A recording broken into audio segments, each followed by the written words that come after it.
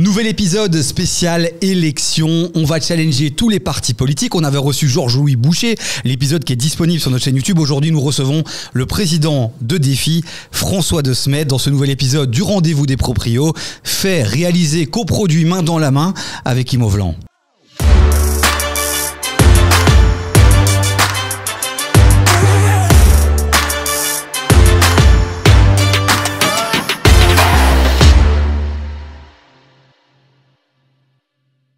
Bonjour François De Smet. Bonjour. Merci d'avoir accepté l'invitation. Avec plaisir. Une première sur notre plateau, une première pour un représentant de Défi.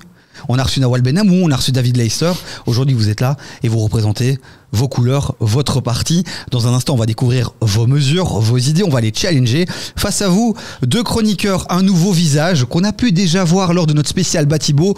Monsieur Sylvain Couchant, Century 21, Everone. Merci Sylvain d'être là. Bonjour Davy. Bonjour François. Bonjour Eric. Homme de télé également, que vous pouvez voir sur LN24. Et puis Eric Spitzer, directeur, CEO d'Imovlan. Merci Eric d'être là. Eric, toujours un plaisir. Eric, il vous a préparé un petit quiz tout à l'heure sur la commune des Verts, parce que visiblement, vous êtes passé par la commune des Verts. Ah oui, mais il aurait pu faire un quiz sur toutes les communes où je suis passé. Il y en avait. Oui, j'ai eu du mal. En fait, j'ai eu du mal à. D'où vient François De Smet? Bruxelles. Oui, mais non, ça ne va pas. Hein, mais donc... c'est ça, Bruxelles aussi. François De Smet qui a grandi à Oulué, Saint-Lambert, c'est ça? Saint-Pierre. Puis j'ai vécu à Uccle, à Laken, à Evere, et je suis revenu. Peut-être comme le saumon, je sais pas, à Oulué-Saint-Pierre. D'accord. Avant de découvrir vos trois grandes mesures, puisqu'on le rappelle, c'est le but de cette émission, vous pouvez réagir dès maintenant aussi sur le WhatsApp de l'émission. Le numéro s'affiche juste ici, en dessous. Dans un instant, donc, vous allez partager vos trois grandes mesures du programme. Il y en a bien plus, mais on va se focaliser sur trois grandes mesures. Mais d'abord, on s'intéresse à vous, à votre casquette de propriétaire. Est-ce que vous êtes propriétaire? Je suis propriétaire. En quelle année vous avez démarré vos premiers investissements immobiliers? Je me suis dit qu'il fallait acheter assez tôt. Donc, dès que j'ai pu commencer à travailler, je devais avoir 25 ans. C'était en 2003. Et c'était un truc que vous aviez en vous quand vous avez démarré vos études. Vous vous êtes dit, dès que j'ai mon premier contrat, j'achète? Alors bizarrement oui, je crois que je dois être le Belge typique qui a une brique dans le ventre et qui se dit, quoi qu'il arrive dans la vie, a priori, c'est quand même mieux de s'assurer d'avoir un toit pour ses vieux jours et de commencer assez tôt. Je pense d'ailleurs que c'est toujours ce que beaucoup de jeunes pensent. Malheureusement, ils ont beaucoup moins les moyens. Ils ont beaucoup plus de mal pour le moment. Bah oui, parce que les prix n'ont pas du tout évolué comme les salaires, comme la hausse du coût de la vie et la hausse des loyers d'une part et surtout des prix d'acquisition ont pris des proportions stratosphériques. Je le vois en comparant les prix sur 20-25 ans. C'est extraordinaire. Ouais. On est parfois du x2, x2,5. Et voilà, donc je l'ai fait relativement tôt avec un petit appartement à Uccle en l'occurrence. Vous l'avez fait tôt. Bravo. Parlons de taux. À quel taux vous l'avez acheté votre bien justement, votre premier bien? Oh, je sais plus. Les taux devaient être. Ils étaient à quoi? Dans quelle année? 2003. Ouf, on était aux alentours, 5-6. 5-6 tranquillement, ouais. 2003, 5-6.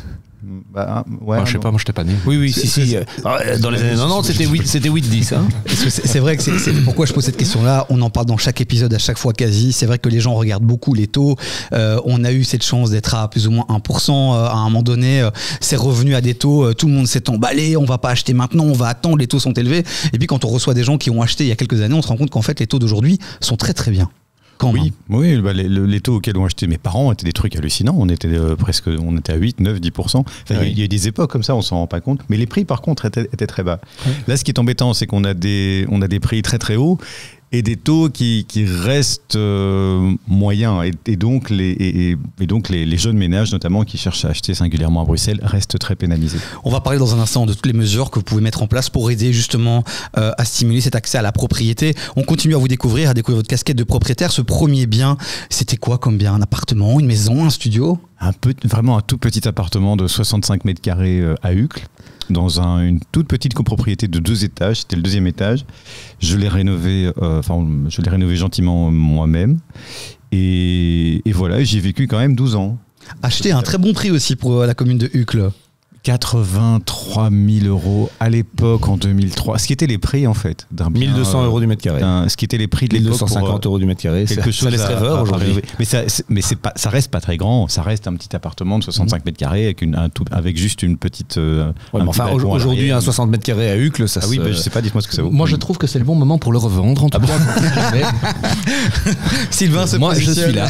À 65 mètres carrés à Uccle, si on paye pas 200 000 €, voilà, c'est minimum 3 000. 000 dans les quartiers qui ne sont pas encore, à mon avis, hein, mais enfin, on a un expert de l'immobilier à côté de nous. Et pour ça, je dois venir le voir, mais par contre, j'ai des contrats dans ma mallette. Donc écoutez, on peut mais bon, j'ai locataire dedans et ça se passe très bien.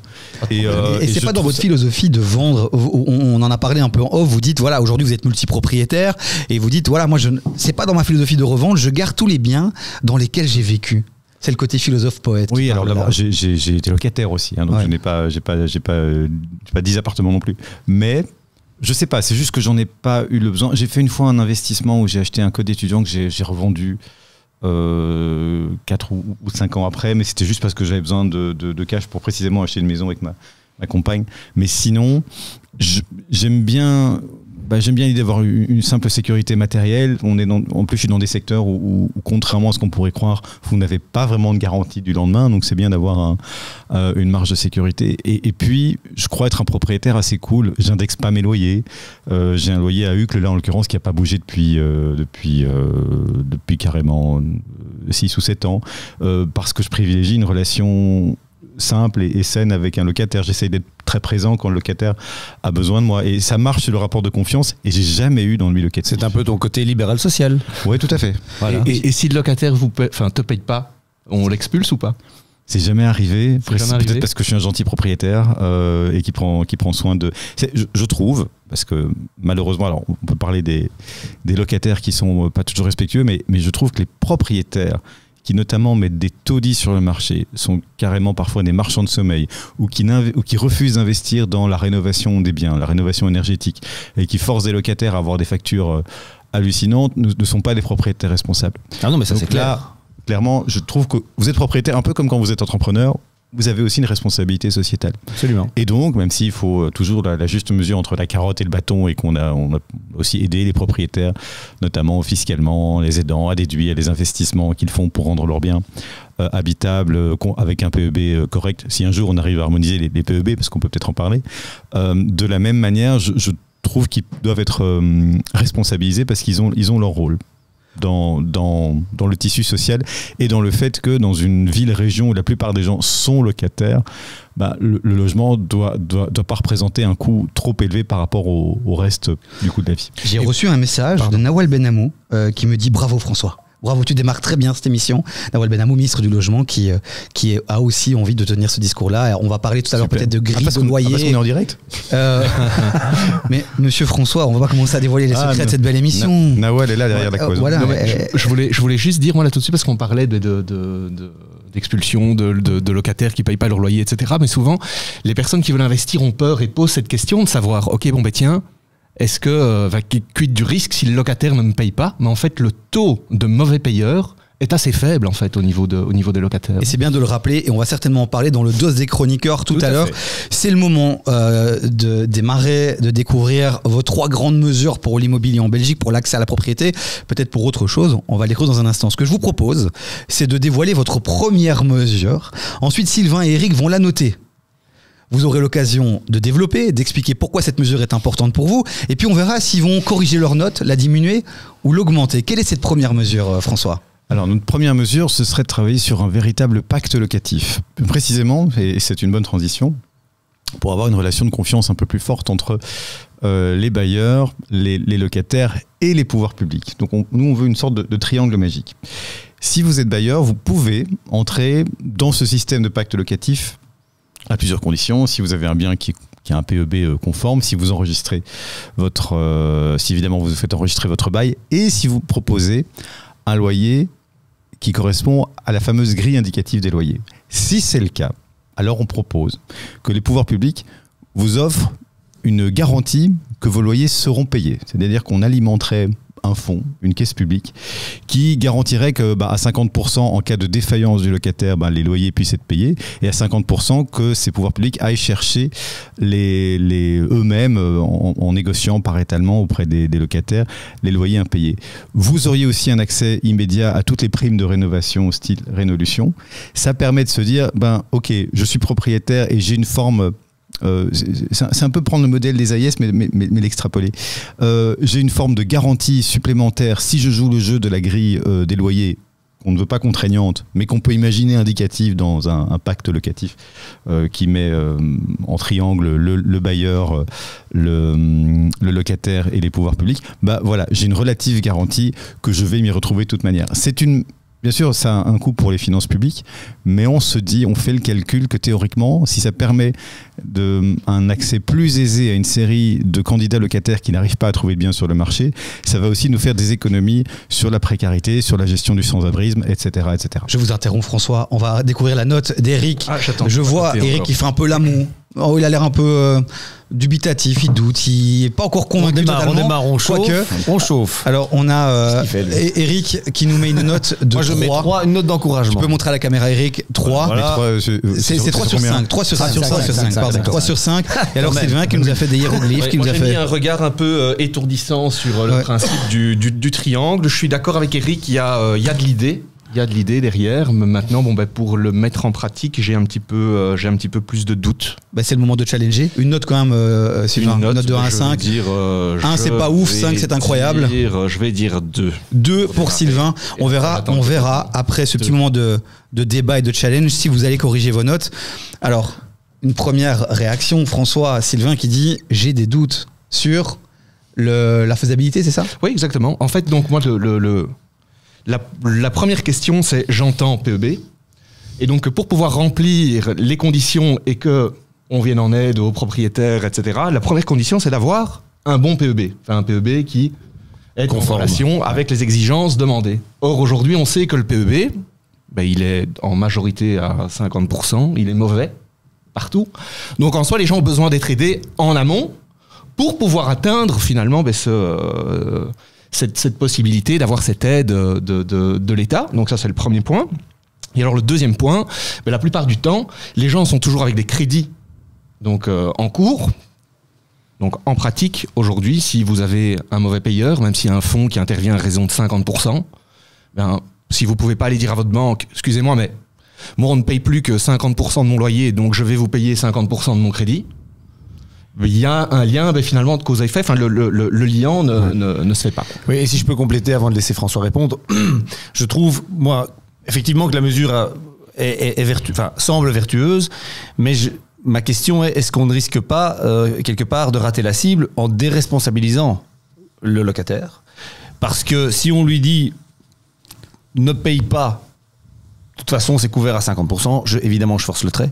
Voilà, c'est peut-être une certaine manière de déresponsabiliser où les gens vont se sentir un peu déresponsabilisés en disant de toute façon, il y a les pouvoirs publics qui sont derrière, donc c'est pas très grave si je paye pas mon loyer. Deuxième point, c'est évidemment, on avait reçu Nawal il y a quelques émissions et on l'avait aussi challengé là-dessus.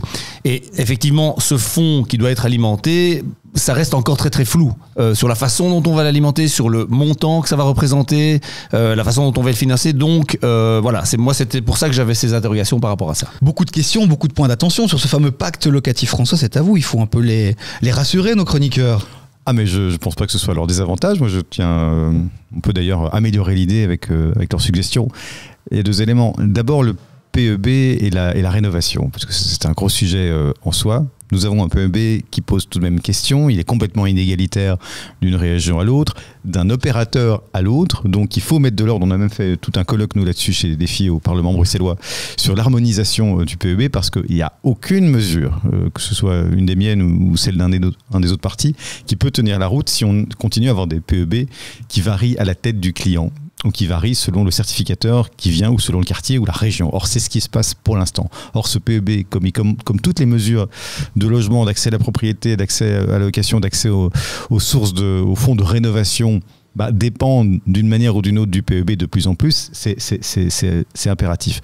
À côté des mesures comme le pacte locatif, nous, on propose évidemment toute une série de mesures d'accès aux primes de rénovation qui soient beaucoup plus simples, qui procèdent par un système d'avance, notamment, alors soit pour les propriétaires occupants ou que ce soit pour les propriétaires bailleur, parce qu'effectivement, il faut que le propriétaire ait un avantage réel à investir de manière, notamment dans la qualification énergétique de son bien rapidement, et qu'il puisse même le faire. Alors tous les partis ont ça aujourd'hui dans leur programme, donc je suppose que ça va se faire via, alors appelez ça un prêt à taux zéro, appelez ça une avance qui permet d'être récupérée sur les économies d'énergie. Donc ça, c'est un chantier en soi. 2, le pacte locatif, c'est un accord tripartite entre le locataire, le bailleur et les pouvoirs publics.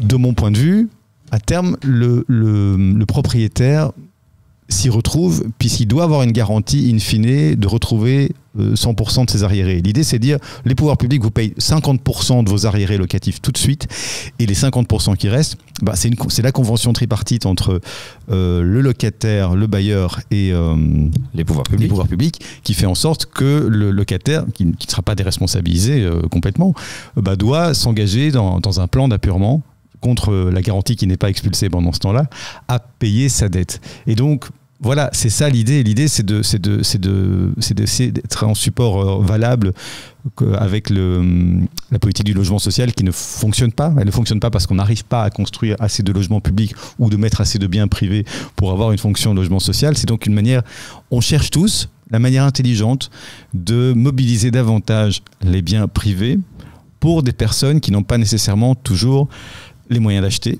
Et qui n'ont pas certainement les moyens de payer un très haut loyer. Donc on peut travailler sur la recette ensemble, mais il y a un moment, je crois que moi ça peut passer que par un accord tripartite. Mais je trouve que c'est un petit peu... Les pouvoirs publics sont là. C'est un petit peu hybride c'est une espèce d'AIS bis, quoi. Oui, c'est une AIS bis. Sauf que l'AIS... Alors, je pense que de l'extrême gauche à l'extrême droite, voilà, de gauche à droite, enfin tous les partis politiques sont convaincus du bien fondé de l'AIS. Et c'est notre deuxième mesure. Ah, voilà. On peut en parler. Mais donc, mais l'AIS, je trouve la grande vertu de l'AIS, c'est que le propriétaire bailleur ne s'occupe de rien. Il ne s'occupe de rien. Il fait du social. Donc lui aussi, il est un peu libéral social. Il dit ok, moi je vais gagner moins de sous. Et encore, ça se discute parce qu'il n'y a pas de précompte, etc. Enfin voilà, il y a 2-3 avantages. Mais il est certain de recevoir 100% de son loyer, quoi qu'il arrive, vide locatif, mauvais payeur, tout ça, il s'en occupe plus. Ici, est-ce qu'on ne dévoie pas un peu cette qualité ? C'est pas tout à fait l'AIS, le pacte locatif, puisque les prix resteraient ceux du marché, puisque c'est ceux de la grille indicative des loyers qui théoriquement reflètent le marché. Les garanties d'un PEB correct, l'ouverture plus facilitée aux propriétaires qui jouent le jeu et qui s'y inscrivent, aux primes de rénovation, le fait que le locataire est sûr de ne pas être expulsé et que le propriétaire est sûr de toucher ses arriérés de loyer directement à 50% et après pour le reste par un plan d'échelonnement, c'est complémentaire aux AIS. C'est pas les AIS parce que le propriétaire peut espérer un gain plus fort que ce qu'il aurait sur une AIS, parce que le gros problème des AIS, c'est vraiment le différentiel et le rendement, même si on peut en discuter. Et je crois que c'est un système complémentaire où la relation entre le propriétaire et le locataire reste directe. Les pouvoirs publics là sont en forme de garantie, alors que dans l'AIS, ils organisent quasi tout et le propriétaire peut ne même jamais voir la tête de son locataire. On va parler des AIS dans un instant justement, parce que je pense que c'est une de vos 3 mesures qu'on voulait mettre en avant. Georges-Louis Boucher a parlé aussi de cet AIS New Look. Donc effectivement, on voit, Eric, tu l'as dit, que tous les partis sont d'accord sur le fait que les AIS ont du sens, qu'il faut les faire évoluer, mais restons encore un tout petit peu sur le pacte locatif. Vous réagissez aussi sur le WhatsApp de l'émission en commentaire de cette vidéo. Est-ce que vous avez été convaincu? Quelles sont les améliorations à apporter aussi, puisque François l'a dit, il est prêt à faire évoluer aussi cette mesure en fonction des retours qu'il a. Donc n'hésitez pas à être constructif en commentaire de cette vidéo. Sur le pacte locatif, on a effectivement cette notion de responsabilisation, et insistons là-dessus un peu. C'est vrai qu'on parle de ces propriétaires qui ne sont pas forcément tous riches, même s'il y a 50% qui est remboursé, ça met en difficulté, ça peut mettre en difficulté beaucoup de propriétaires. Est-ce que vous n'avez pas peur justement que certains se disent de toute façon, le propriétaire touchera 50%, c'est pas grave si pendant 3 mois je ne paye pas? Puisque dans la mesure, on doit aussi s'engager à ne pas expulser le locataire. Oui, c'est exact, mais le locataire n'est pas quitte de sa dette pour autant, donc il peut toujours être poursuivi en justice s'il ne respecte pas la convention tripartite, donc il n'est pas déresponsabilisé de manière absolue. Et c'est limité dans le temps? Est-ce que c'est après 3 mois, 4 mois, à ce moment-là, le propriétaire peut quand même expulser, ou alors le locataire peut pendant 1 an ne pas payer? Non, ça c'est ouvert. Je pense que moi, à titre personnel, je crois qu'on doit imposer une limite. Sinon, effectivement, vous avez raison, il y a un risque de déresponsabilisation qui peut s'amener. Mais je crois que pendant un temps, ou tant qu'il respecte son plan d'appurement, et un temps sans doute limité, le locataire doit avoir une relative sécurité. Maintenant, l'idée, c'est de mettre sur le marché plusieurs produits, si je puis dire, dans lesquels les pouvoirs publics ont un rôle de garantie et qui peuvent permettre de tisser une relation entre le locataire et le propriétaire. Moi, je l'ai vécu tant comme locataire que comme propriétaire. Tant que vous avez les éléments dès le départ d'une confiance au quotidien, 9 fois sur 10, ça se passe bien. C'est quand il n'y a pas de dialogue ou qu'il y a des ambivalences et qu'il y a une absence de garantie au départ dans les contrats que malheureusement, en cas de problème, tout se gâte. Et est-ce qu'un propriétaire demain donc, qui fait face à un loyer impayé, dans quel timing il va pouvoir compter sur l'intervention de ce fonds? Est-ce qu'au premier mois d'impayé, il peut solliciter le fonds qui vient boucher le trou? Ou bien non, il va falloir avoir ce serait tout un process. Pour les 50%, ce serait immédiat. Il peut demander à tout moment 50% du paiement des arriérés. Et l'exécution du plan d'appurement négocié, mais théoriquement, s'il entre dans la tripartite, le locataire s'engage en cas d'impayé. Il n'est quand même pas encouragé dès le début à avoir des impayés. C'est supposé, vous l'avez dit vous-même, être une forme quand même d'exception au départ. Il doit s'engager à jouer le jeu, de se régulariser tôt ou tard. Donc il y a bien un moment où le locataire payera d'une manière ou d'une autre. Et simplement, c'est le fonds qui devra se rembourser sur le locataire. Dernier point d'attention, et puis juste après vous allez pouvoir corriger votre note. On le rappelle, tu as donné 3, Eric. Sylvain, tu as donné 2.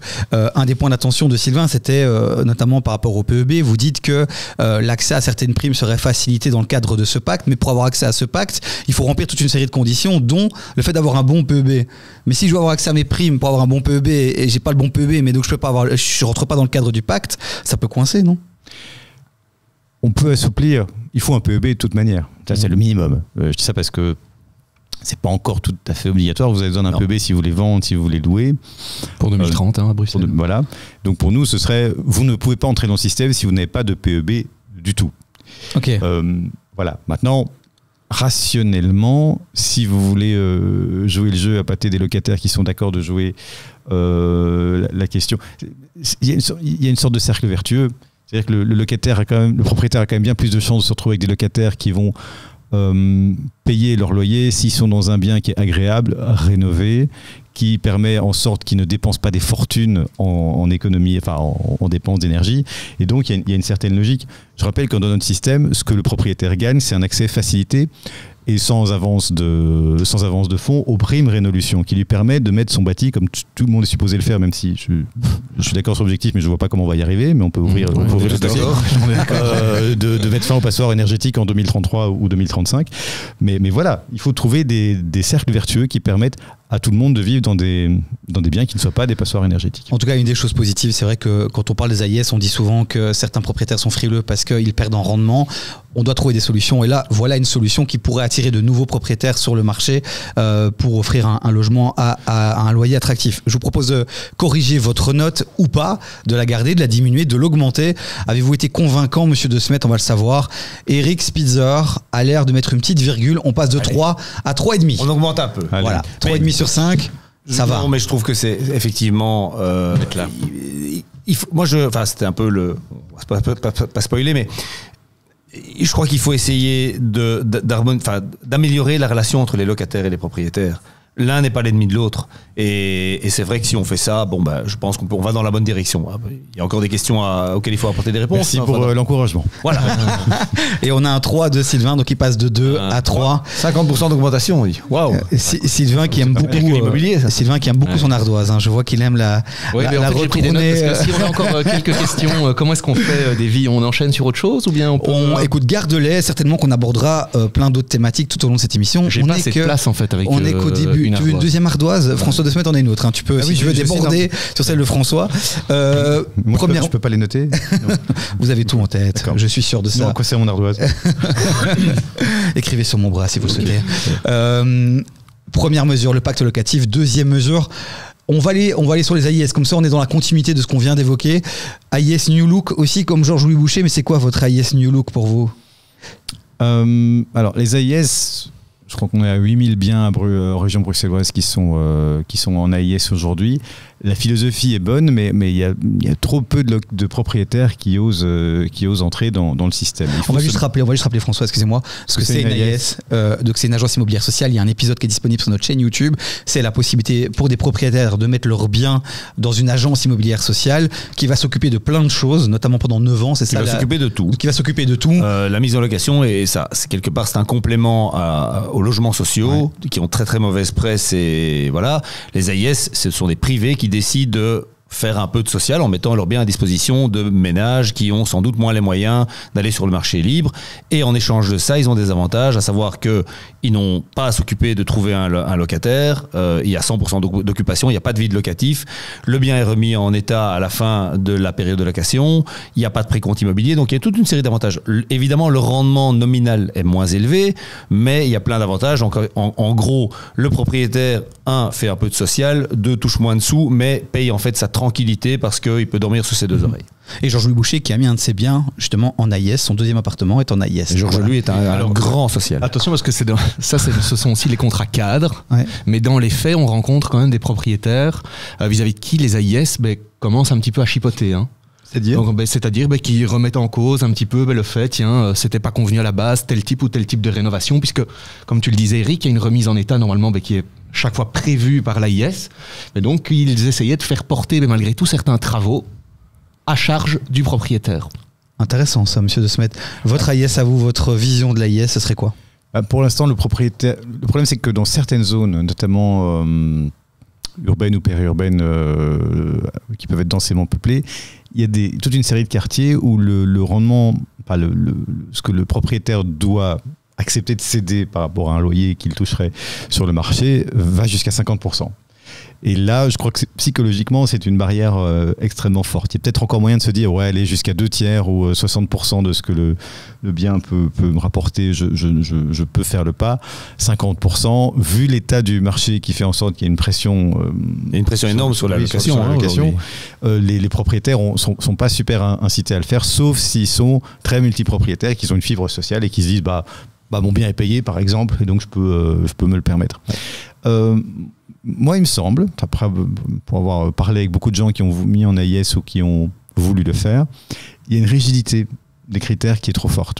C'est quoi, en gros, les critères AIS? C'est le nombre de chambres, c'est l'état PEB de salubrité du bien, et tout ce qui sont les petits à côté. Je sais pas, si j'ai une cour, un jardin, une pièce qui n'est pas tout à fait une chambre mais qui pourrait le devenir, un couloir un peu plus grand, un séjour agréable, etc.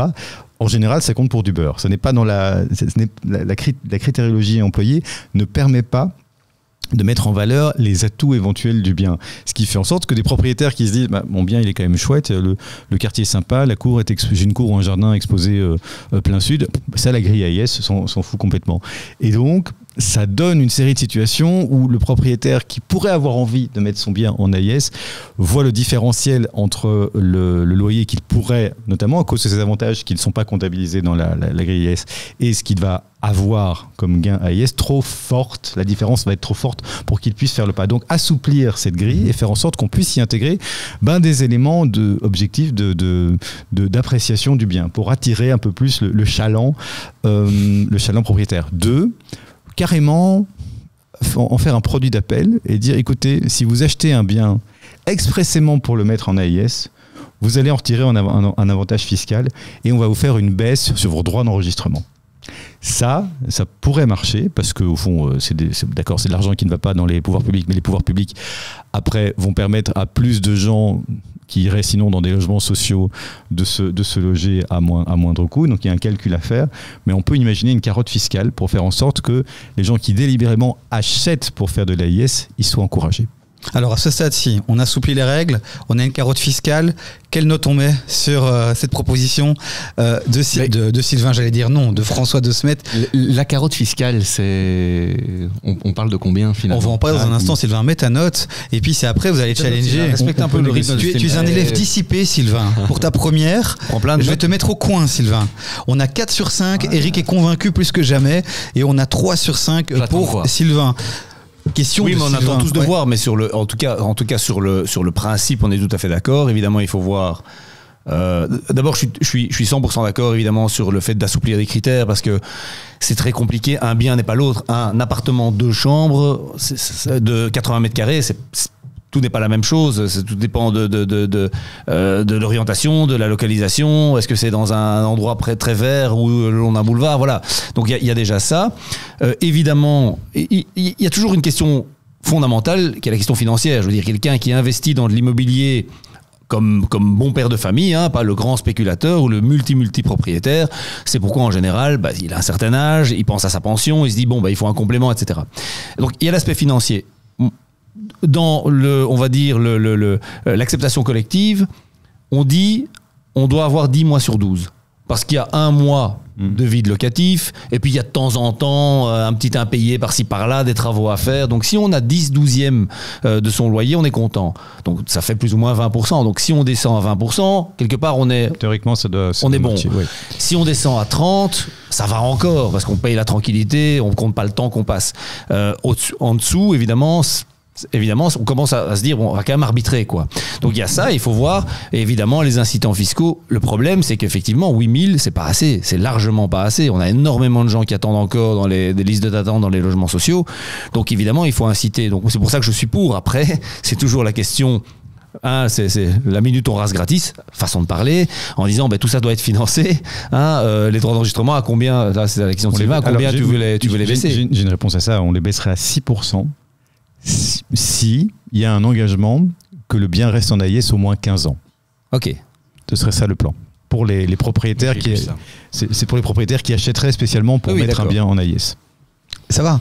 Alors, en même temps, 15 ans, sachant qu'une des remarques aussi qui est donnée par ceux qui se mettent en AIS, c'est justement le fait qu'ils doivent s'engager sur 9 ans et donc perte de flexibilité. Là, on a une mesure qui est intéressante, mais on est sur 15 ans, ça va peut-être aussi freiner encore un peu plus. C'est-à-dire que 6% sur un bien à 250 000 euros par rapport à 12,5, ça fait quand même pas mal. 6% sur 250 000, ça fait 15 000 euros, ça fait 1 000 euros par an.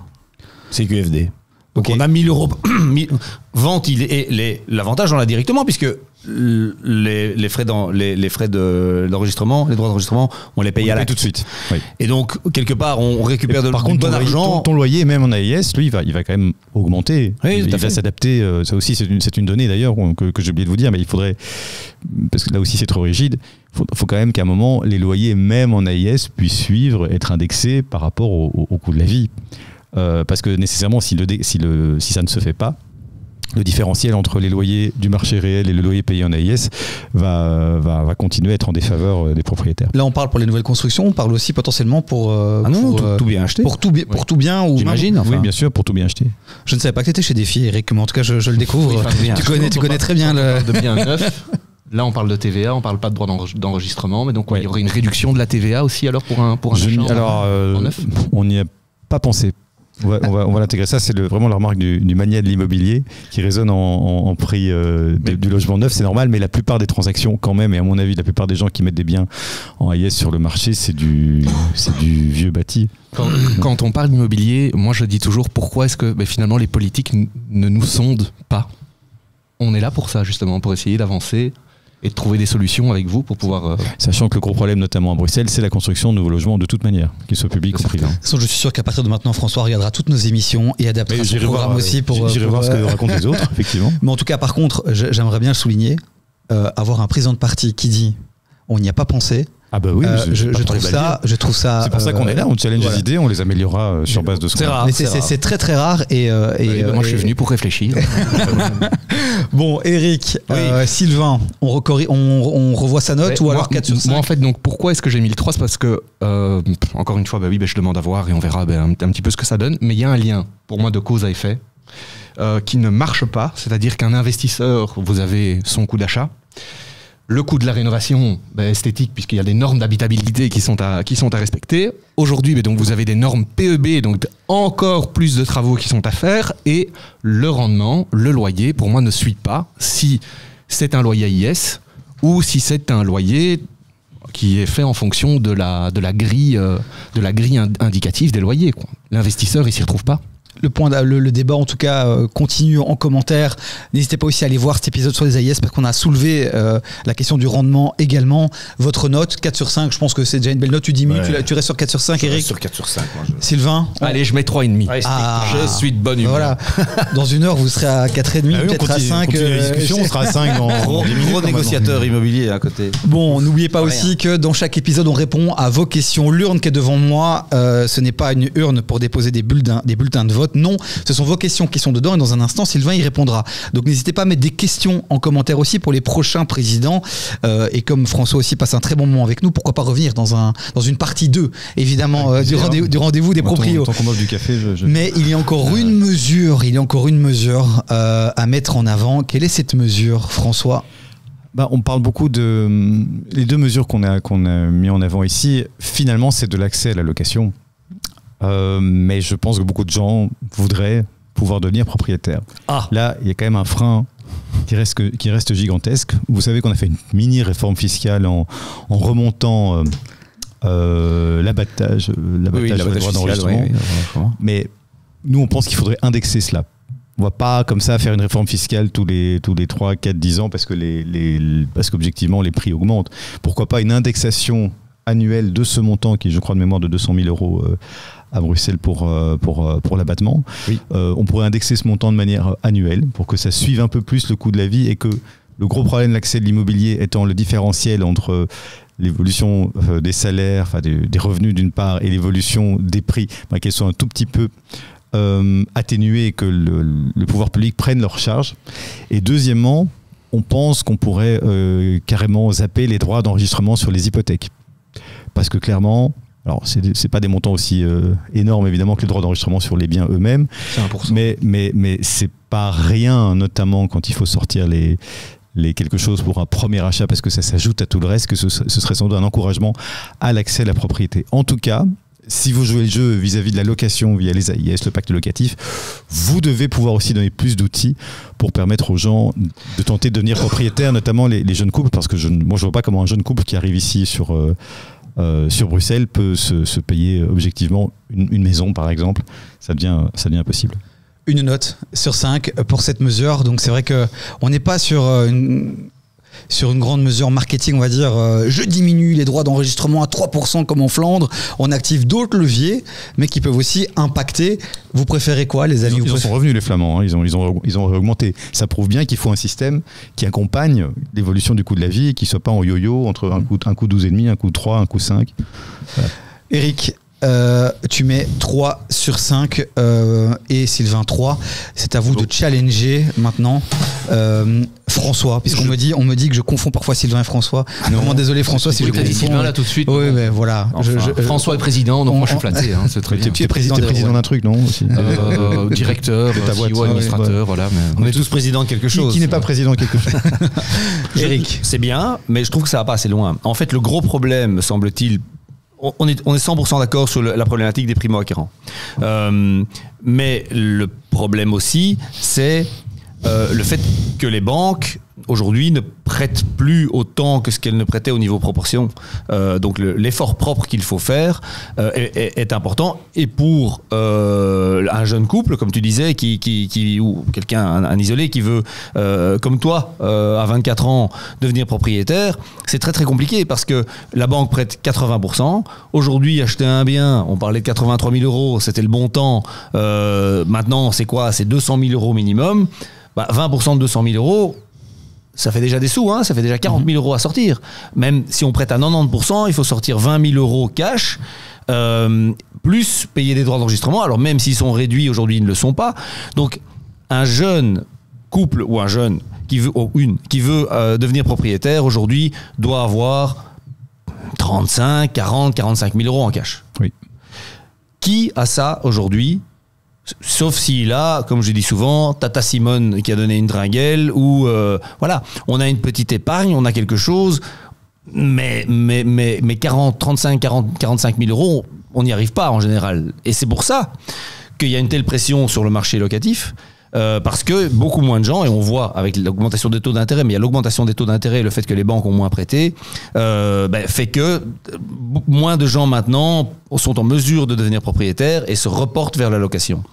Donc je trouve que la mesure est évidemment bonne. Tout ce qui facilite l'accès à la location est super, à la propriété est super, mais je trouve qu'elle ne va pas assez loin. Et en même temps, là, je suis avec vous, monsieur François.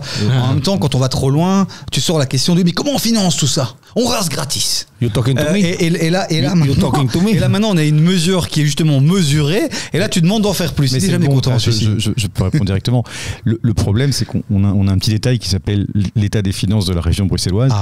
Et qui est dramatique. Même si on a un ministre dans ce gouvernement, mais c'est le ministre, à mon avis, qui lui apporte des résultats, puisque nous, on a haussé le taux d'emploi de 10% en 10 ans, on a fait baisser le chômage, donc on gère en gros l'emploi et la formation, on ne gère pas les finances. Mais très objectivement, on est un des seuls, mon ministre, Bernard Clairfailly, est l'un des seuls autour de la table à ne pas vouloir cramer la caisse, à taper du poing sur la table quand on fait des dépenses qui nous paraissent problématiques. Et ici, on est vraiment dans une situation... Alors, c'est aussi le cas du pouvoir fédéral de la Wallonie et de plein d'autres lieux de pouvoir, malheureusement. Mais à Bruxelles, on est vraiment dans une situation extrêmement délicate où on doit penser les mesures fiscales en se disant qu'est-ce qui va faire en sorte que, même si on n'a plus un bal, on va pouvoir investir dans des mesures fiscales qui vont retenir les classes moyennes et donc continuer à générer de la fiscalité, des rentrées, et que ce ne soit pas je suis d'accord qu'il faut faire des percées. Et donc si je te balance une mesure qui paraît totalement surréaliste, qui paraît très généreuse, mais qui n'est pas en compatibilité réelle avec l'état des finances de la région, à juste titre, tu me diras ça marche pas. Oui. Donc là, je sais que c'est pas la panacée, c'est pas la 8e merveille du monde, mais c'est réaliste.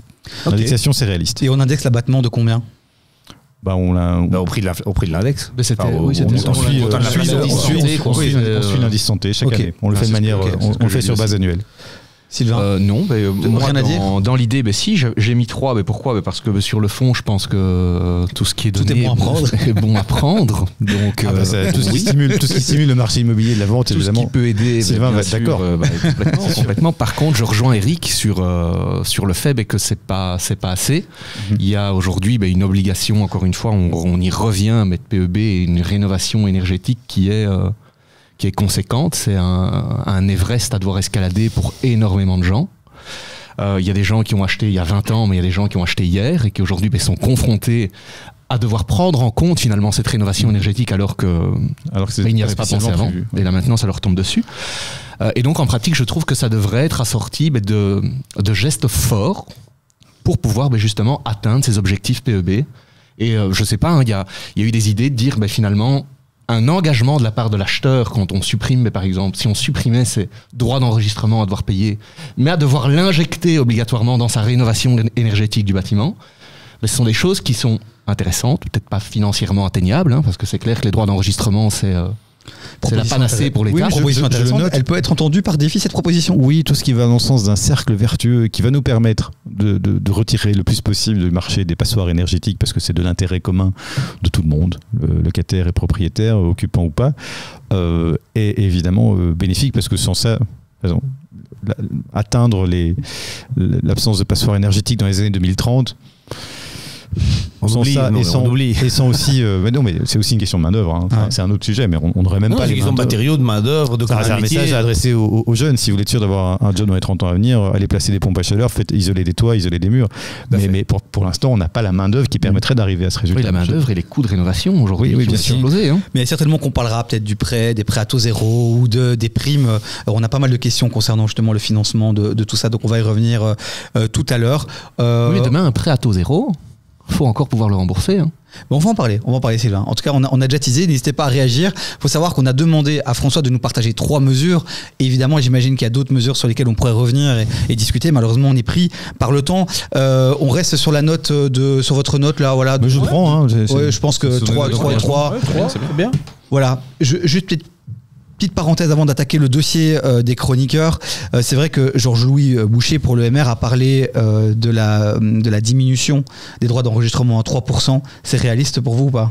À Bruxelles, en Wallonie, les deux. À Bruxelles, c'est absolument pas réaliste. Je dois être franc. J'aimerais qu'on puisse le faire.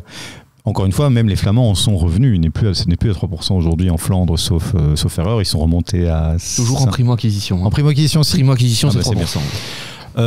J'aimerais que ce puisse être le cas. J'aimerais que Bruxelles soit mieux financer. C'est pas juste d'ailleurs une question de gestion, c'est aussi une question de juste retour de ce que cette ville-région apporte au pays, puisqu'elle génère, en gros, elle a 10% de la population, mais elle génère plus de 20% du PIB, et elle n'a pas les retours fiscaux, puisque les citoyens payent leurs impôts sur leur lieu, majoritairement sur leur lieu de résidence. Nous, on voudrait un rééquilibrage d'ailleurs, on voudrait que ce soit au moins qu'on aille vers 50% d'impôts sur le revenu payés sur le lieu de travail, ce qui permettrait à Bruxelles notamment de financer un peu plus convenablement les infrastructures qui bénéficient à tout le monde.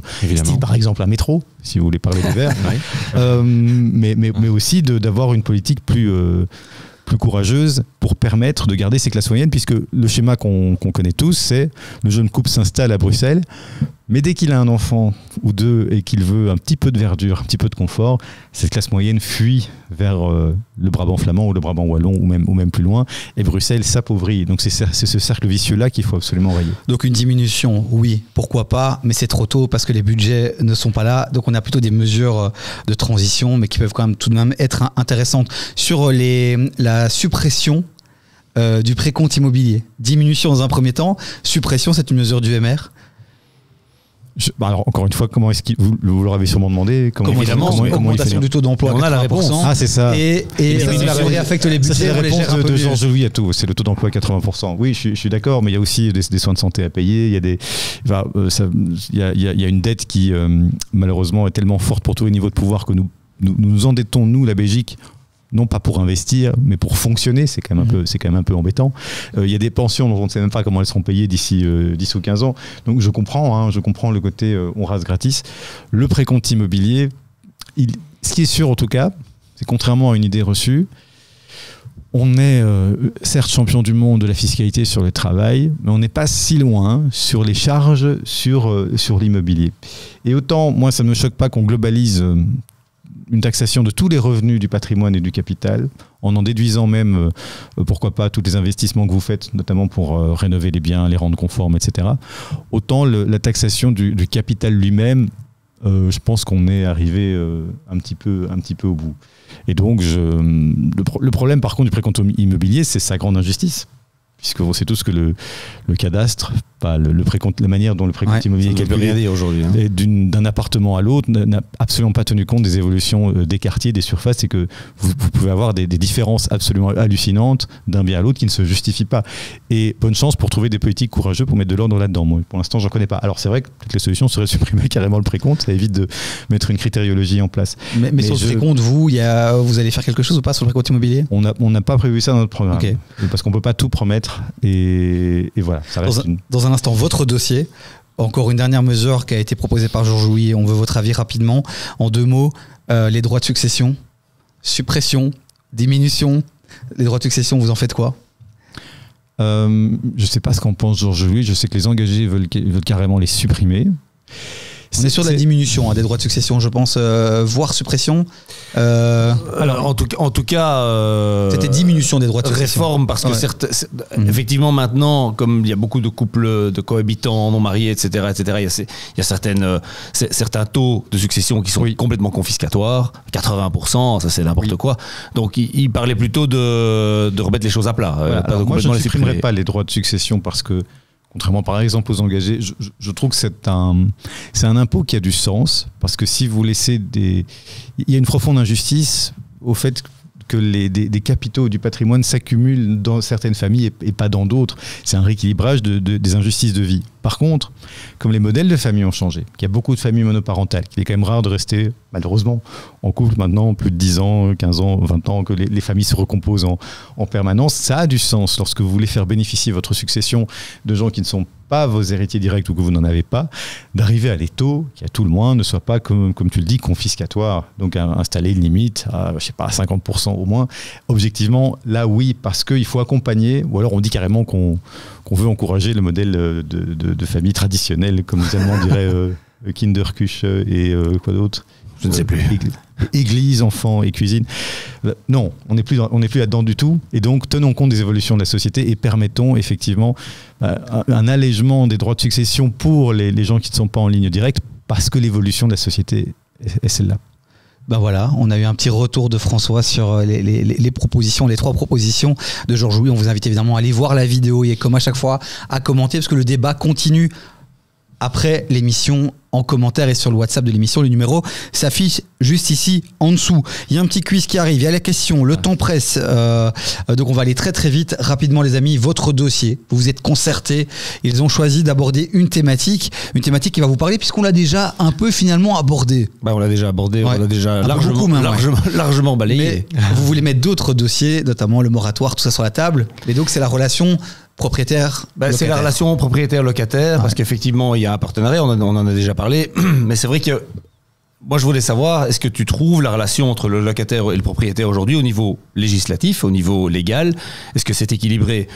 Aujourd'hui, le locataire, je le trouve, moi, beaucoup plus protégé que le bailleur, et je trouve ça un petit peu déséquilibré. On parle du moratoire hivernal, on parle du droit de préférence, de préemption, on parle de toute une série de mesures. Est-ce qu'aujourd'hui, ça ne déséquilibre pas un petit peu et quelque part, ça ne décourage pas les gens de devenir propriétaires justement pour des choses vertueuses. Alors il y en a d'autres, les AIS, mais d'une manière générale, je trouve que quelque part, on a l'impression qu'on traite un peu le propriétaire comme un type cupide et qui veut absolument s'enrichir. Il va loin. Vous êtes d'accord, François ? Moi, j'ai été propriétaire et locataire, et donc quelle modification apporterais-tu ? Supprimerais-tu le moratoire hivernal, par exemple, qui quand même permet à des familles de ne pas être à la rue en hiver. Donc il faut trouver la société, trouver le juste équilibre pour le tissu social, le matelas social qui permet, nous on est des libéraux sociaux, donc on a toujours cette fibre-là, qui permet de faire en sorte que tout de même les gens crèvent pas de faim dans la rue. Et d'un autre côté, en effet, encourager, c'est pour ça qu'on est contre les blocages des loyers, par exemple. Il faut encourager des systèmes qui permettent, en termes de cercle vertueux, à davantage de propriétaires de jouer le jeu. Moi, je remarque que partout, dans toutes les relations de propriétaire, de locataire, mais que j'ai toujours, dès qu'il y a une sorte de confiance qui s'établit, bêtement, avec ma locataire, ça a toujours marché comme ça.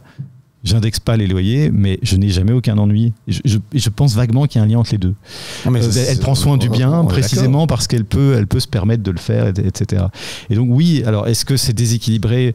Le propriétaire a quand même un rapport de force, c'est que c'est quand même lui qui est propriétaire du bien et qui peut toujours arriver à faire expulser la personne en cas d'impayé. Oui, c'est un peu... Alors, mais je suis ouvert, si tu penses qu'il y a un abus quelque part. Disons qu'il y a deux choses. Un, je crois pas qu'un propriétaire se dit chouette, aujourd'hui je vais faire expulser mon locataire. Non, jamais. Je sais bien. Je veux dire, c'est un échec.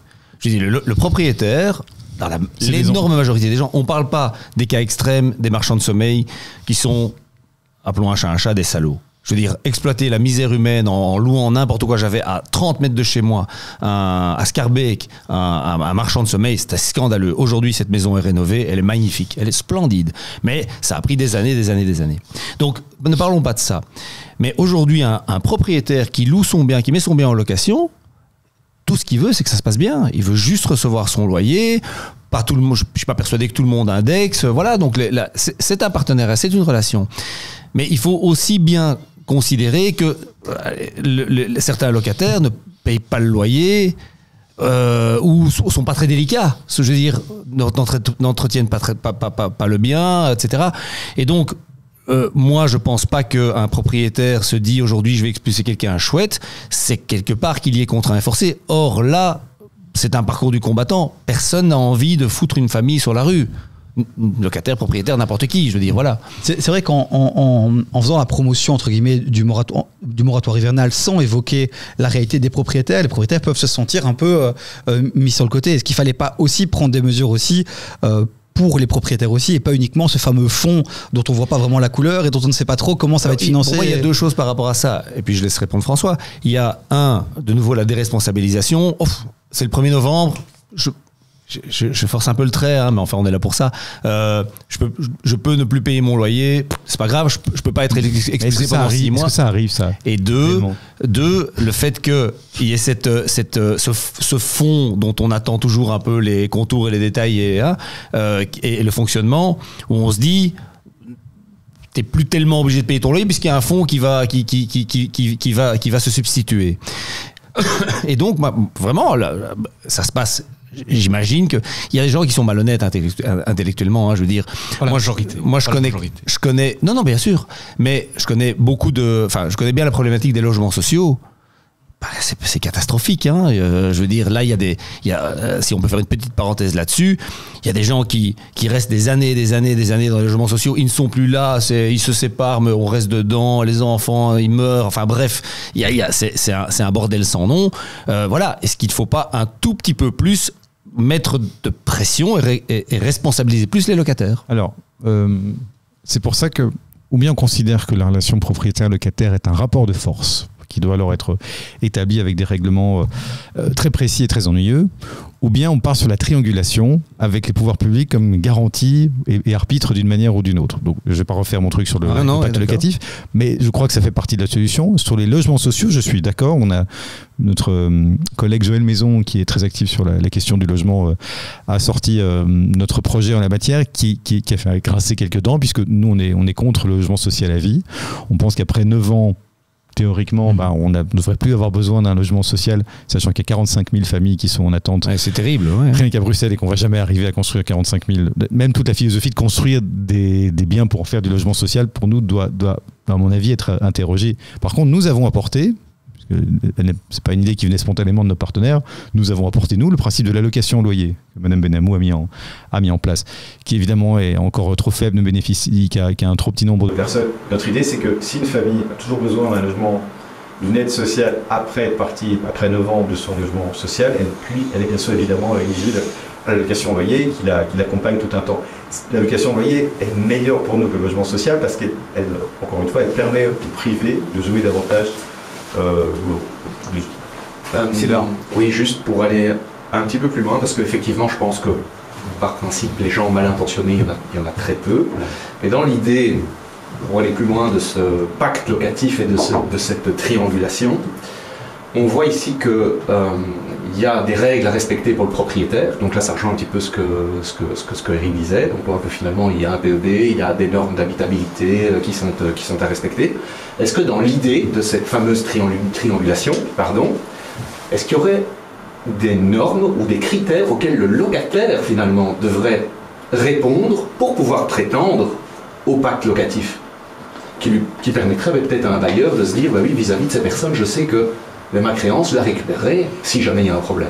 Oui, pour nous, tôt ou tard, il devra payer sa créance en cas d'arriéré. Oui, mais est-ce qu'il aura la capacité de le faire, finalement? Est-ce que le locataire va répondre, finalement, à des critères de quoi pour rentrer dans ce... Attention, la convention tripartite, elle n'exonère pas le droit des propriétaires d'avoir des garanties en termes de revenus que le candidat locataire doit produire. Mais donc là, ce serait toujours le propriétaire, finalement, qui choisit son locataire. Absolument, c'est la grande différence avec les AIS. Et c'est ce qui en fait un système complémentaire. C'est que les pouvoirs publics ne seraient que le garant d'une relation, mais qui resterait directe, en théorie, aussi, entre le propriétaire et le locataire. Bon, c'est le moment de répondre aux questions. Il va falloir aller vite. François, je suis sincèrement désolé. Vous piochez une petite question, vous me la donnez, je la lis et vous y répondez. À tout le monde, vous pouvez réagir aussi également, chers collègues, chers chroniqueurs. Le PEB deviendra-t-il contraignant à l'avenir ou sera-t-il lié à des avantages similaires à ceux de la Flandre, comme les droits d'enregistrement? Il est inscrit dans les astres que le PIB devienne une contrainte. Mais jusqu'où Défi va rendre ça contraignant? Je pense qu'inévitablement, déjà, c'est prévu. l'Europe qui l'impose. L'Europe l'impose. Les plans visant à supprimer les passoires énergétiques font que les PEB vont être de toute façon obligatoires tôt ou tard. Le challenge des pouvoirs publics, c'est plutôt de les harmoniser, de faire en sorte que, moi j'ai déjà vécu aussi, vous avez vraiment l'impression que selon le certificateur que vous allez appeler, vous pouvez avoir un bien qui peut avoir une lettre D ou F, mais sans problème. Et on ne comprend pas toujours, alors que vous amenez avec des plans ou une rénovation d'un toit ou une rénovation de mur ou une nouvelle chaudière, et parfois votre classe de PEB ne bouge pas. Enfin, il y a vraiment, et peut-être que parfois des lettres sont octroyées de manière trop large. Donc c'est l'harmonisation entre les certificateurs, mais même entre les régions, parce que ça simplifierait aussi peut-être la vie de tout le monde, notamment des acteurs immobiliers, des notaires et de tout le monde. Il faut une harmonisation du PEB. Pour l'instant, c'est n'importe quoi. Ben merci François, merci d'avoir passé cette grosse heure en notre compagnie. Merci Sylvain pour cette première parmi nous. J'avais une question, je peux ou pas Mais alors c'est très court. Sinon très tu la coupes si jamais c'est très trop long. court. Alors, Parce que François a un autre débat juste après. Elle est pas dure, Aïe. mais il y a un fléau au niveau immobilier, c'est l'urbanisme, on l'a pas abordé. Il y a des cas d'infraction, on sait qu'il y a un manque de logement. Par contre, j'entends dans l'idée du parti, on veut refédéraliser. Je lis entre les lignes que c'est une volonté de simplifier finalement... On ne veut pas refédéraliser le logement. Non, mais c'est de simplifier finalement la lecture de beaucoup de choses. Or aujourd'hui, quand il faut introduire un permis, que ce soit pour du neuf ou pour une régularisation, ça prend une plombe. Est-ce qu'il y a une volonté de la part de Défi justement de simplifier ces systèmes parce que les gens sont perdus? Oui, il faut un délai maximal, pardon. C'est pas possible que des gens restent des 6 mois, 1 an plus sur une demande de permis, et ça a des effets délétères parce que qu'est-ce que ça provoque? Ça provoque des infractions urbanistiques. Les gens se disent je vais pas demander un permis parce que pour rénover mon toit, je vais attendre 3 ans avant pouvoir le faire, et donc je le fais et puis zut, et ça donne finalement après des mesures de régularisation comme on les a eu à Bruxelles, puisque désormais vous ne devez plus faire de permis pour isoler un toit par exemple. Se demander pourquoi il fallait un permis, et d'ailleurs. Donc il y a des simplifications à faire en amont, sans doute. Peut-être une mesure d'amnistie pour purger à un moment les infractions urbanistiques qui existent. Elles sont tellement nombreuses qu'on devrait peut-être passer par là. Et ça encouragera sans doute tout le monde à jouer le jeu des permis si jamais ils sont octroyés de manière plus courte. Et donc il faut une simplification majeure. Voilà, merci. La réponse est donnée. Merci François, merci Eric aussi pour cette belle prestation. Aujourd'hui, d'autres épisodes arrivent avec d'autres présidents de partis. On vous le rappelle, le but n'est pas de faire la promotion d'un parti politique. En tout cas, moi je suis pas journaliste, donc je peux me permettre de vous dire que ça a été agréable de passer ce moment avec vous. Mais pour moi de même. On a vu les nuances et que je retiendrai quand même, parce que je l'ai jamais vécu. Vous avez dit, je ne sais pas. Et ça, c'est très très rare. Socrate voilà. disait, je sais que je ne sais pas. Et Socrate, ce fameux Socrate. On a un philosophe.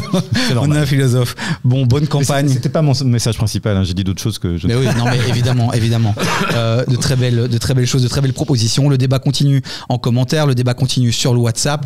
Encore de nombreux épisodes qui arriveront sur notre chaîne YouTube. Et on vous dit à très bientôt. Bonne campagne, François. Merci. Courage. Bonne continuation. Et nous, à très vite sur la chaîne YouTube et sur tous nos réseaux sociaux. À très vite, les amis. Et merci Mauvlan, partenaire Évidemment. de cette belle émission. Téléchargez Téléchargez l'application, sinon il n'est pas content.